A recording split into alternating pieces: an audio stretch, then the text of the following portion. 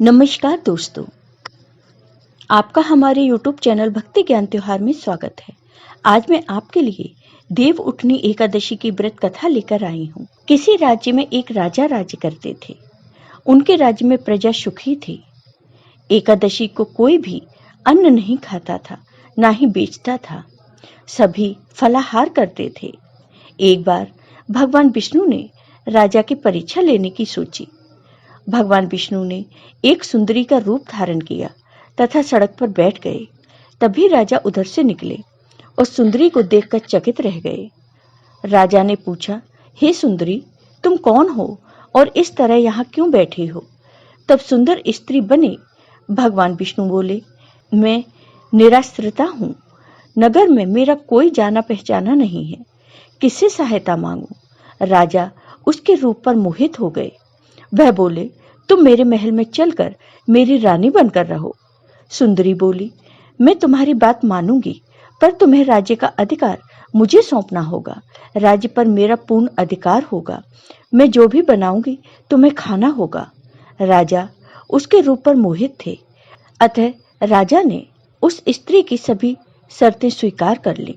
अगले दिन एकादशी थी।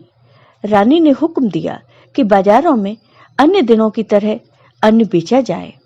उसने घर में मांस मछली आदि पकवाए तथा परोस कर राजा से खाने के लिए कहा।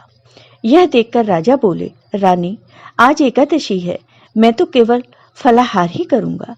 तब रानी ने शर्त की याद दिलाई और बोली, या तो खाना खाओ, नहीं तो मैं तुम्हारे बड़े राजकुमार का सिर काट लूंगी। राजा ने अपनी स्थिति बड़ी रानी से कही तो बड़ी रानी बोली, महाराज, धर्म न छोड़े, बड़े राजकुमार का सिर दे दें।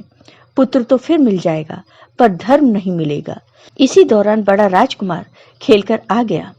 माँ की आंखों में आंसू देखकर वह रोने का कारण पूछने लगा, तो माँ ने उसे सारी बात बता दी। तब वह बोला, मैं सिर देने के लिए तैयार हूँ। पिताजी के धर्म की रक्षा होगी, जरूर होगी। राजा दुखी मन से राजकुमार का सिर देने को तैयार हो गए। तो रानी के रूप से भगवान विष्णु ने प्रकट होकर असली बात बताई। हे राजन, तुम इस कठिन परीक्षा में पास हुए।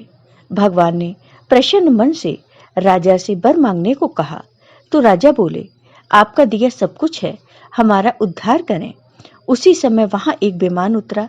राजा ने अपना राज्य पुत्र को सौंप दिया और विमान में बैठकर परम धाम को चले गए। तो हे भगवान, जैसे आपने राजा पर अपनी कृपा की, वैसे ही अपने सभी भक्तों पर अपनी कृपा बनाए रखना। जय हो भगवान विष्णु की। आपको ये वीडियो पसंद आया हो तो कमेंट बॉक्स में कमेंट करके जरूर बताइए। साथ ही मेरे वीडियो को ज़्यादा से ज़्यादा शेयर करिए। धन्यवाद दोस्तों।